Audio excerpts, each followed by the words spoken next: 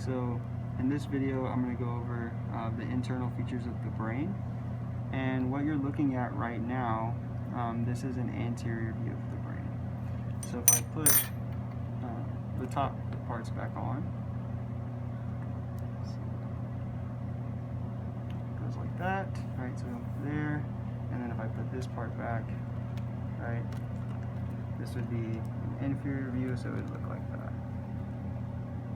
Alright, so let's take these parts back off. Alright, so starting at the top, so you see this part on the outside, this is gray matter. And these parts right here, these white strands, this is the white matter. Alright, so bundles of myelinated axons are known as tracts. So all of these are tracts. Now if we work this way, this part right here, this is the corpus callosum. The corpus callosum connects the right half of the brain and the left half of the brain. And so if we compare this model with this model, right, so this is the corpus callosum, but this is a different, viewed at a different plane. So this is a mid-sagittal section. And this one right here is transverse. So let's take the corpus callosum off. So now we're going to move on, and if I take this part off, I see this part. And so this structure in green, so this right here, going all the way around, same thing on this side, this is known as the hippocampus. The hippocampus is part of the limbic system, which helps to control emotion, and it also has a role in memory. But coming off of the hippocampus, we have what's known as the fornix. So this is the fornix, and what it does is it connects the hypothalamus, which is this part right here, and you can see it in green. So this is the hypothalamus. Inferiorly, this is the mamillary bodies. Alright, so if we put these together, if I put this back together, alright, so mamillary means breast, and so these two green dots, right, mamillary bodies. Alright, so let's go back. So I want to finish what's here. So this part that's in red, this is known as the choroid plexus. This is where cerebrospinal fluid is produced. And you can also see it on this section, right? This is part of the choroid plexus. Alright, so we've covered some of this part, so now let's move on here.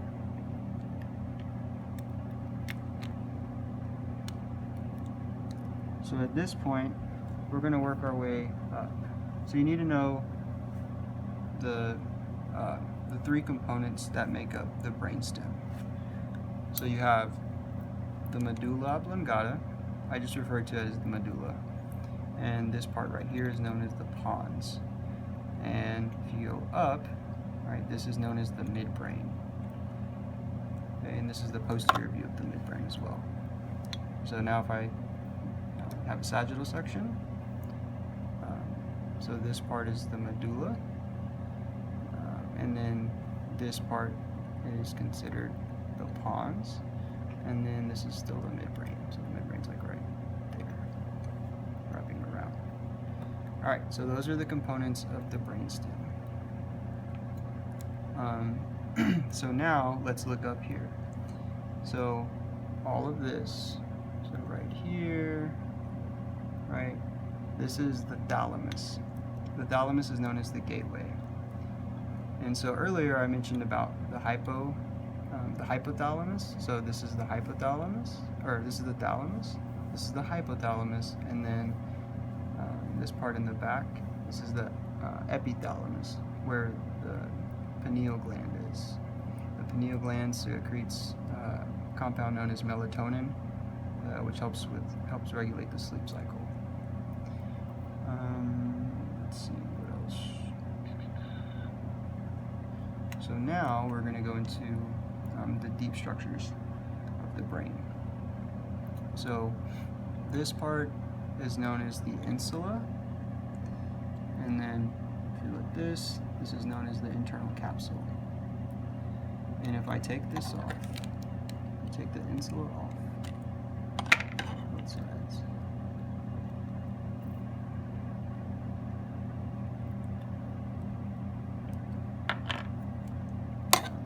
So now we're going to talk about the basal ganglia, or the basal nuclei.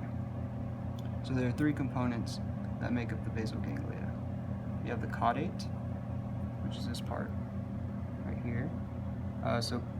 Caudate is Latin for tail. So if you look at it this way, right, it kind of looks like a tail somewhat. Right, so you can say caudate or caudate nucleus. Both of those terms are used to describe it.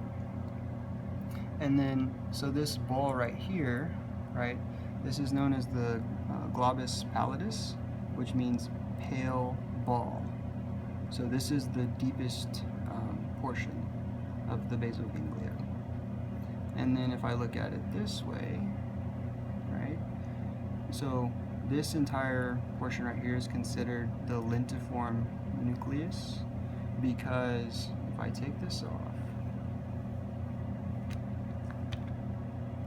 this is the Globus Pallidus, right, the one that's deep, and then this part right here is the putamen.